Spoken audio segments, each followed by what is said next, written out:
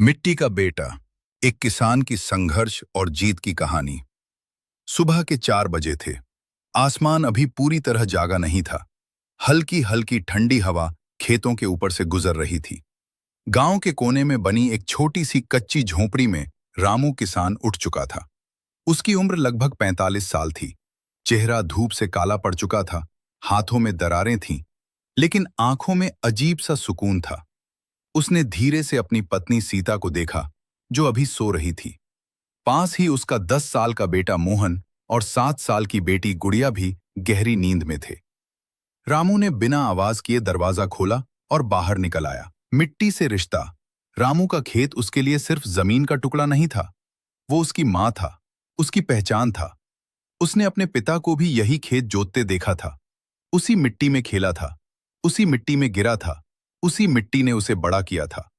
लेकिन पिछले 2 साल से बारिश ने साथ छोड़ दिया था। फसलें सूख गई थीं, कर्ज बढ़ता जा रहा था, साहूकार हर महीने दरवाजे पर खड़ा हो जाता था। रामू, इस बार पैसे नहीं दिए तो खेत चला जाएगा। ये शब्द उसके कानों में गूंजते रहते। घर की चिंता। एक दिन सीता बोली, मोहन को स्कूल की फीस भरनी है। मास्टर जी कह रहे थे, अगर इस बार फीस नहीं भरी तो नाम काट देंगे। रामू चुप रहा। उसके पास जवाब नहीं था।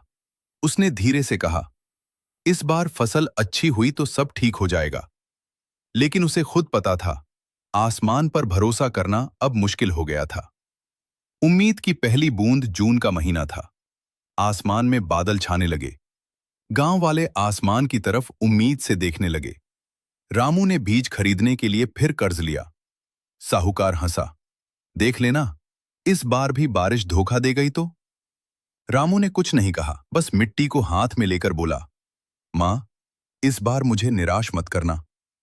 मेहनत की कहानी। सुबह 4 बजे से लेकर रात 9 बजे तक रामू खेत में काम करता। धूप में जलता, बारिश में भीगता, लेकिन उम्मीद नहीं छोड़ता। मोहन भी कभी कभी स्कूल से आकर मदद करता। सीता घर संभालती, जानवरों की देखभाल करती।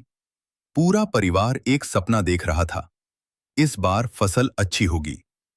तूफान फसल लहलहाने लगी थी। खेत हरे भरे हो गए थे।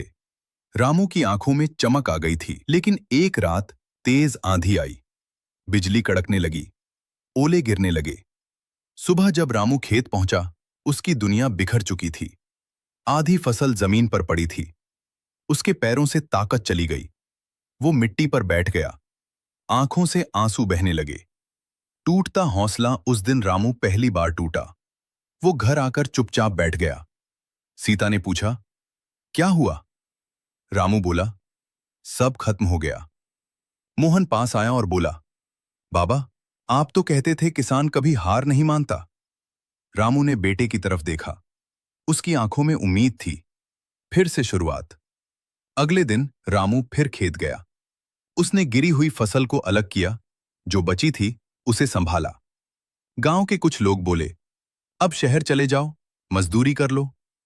लेकिन रामू बोला, मैं मिट्टी छोड़कर नहीं जाऊंगा। नया रास्ता। गांव में एक सरकारी अधिकारी आया। उसने किसानों को समझाया कि नई तकनीक अपनाओ, ड्रिप सिंचाई करो, कम पानी में ज्यादा फसल उगाओ। रामू ने जोखिम लिया। उसने कुछ हिस्सा सब्जियों के लिए रखा। दिन रात मेहनत की। धीरे धीरे सब्जियां तैयार होने लगी। पहली कमाई। इस बार रामू ने फसल सीधे मंडी में बेची। पहली बार उसे सही दाम मिला। घर लौटते वक्त उसके हाथ में पैसे थे, आंखों में आंसू थे, लेकिन इस बार खुशी के। उसने सबसे पहले साहूकार का कर्ज चुकाया, फिर मोहन की फीस भरी, गुड़िया के लिए नई किताबें खरीदी, सीता के लिए एक साड़ी। गांव में बदलाव। रामू की मेहनत देखकर गांव के बाकी किसान भी नई तकनीक अपनाने लगे। धीरे धीरे पूरा गांव बदलने लगा। जहां पहले सूखे खेत थे, अब हरे भरे बाग थे। रामू अब सिर्फ किसान नहीं रहा, वो प्रेरणा बन गया। असली जीत। एक दिन स्कूल में मोहन ने भाषण दिया, मुझे गर्व है कि मैं किसान का बेटा हूं। रामू पीछे बैठा सुन रहा था। उसकी आंखें भर आईं। उसे समझ आ गया, असली जीत पैसे की नहीं थी, असली जीत थी सम्मान की।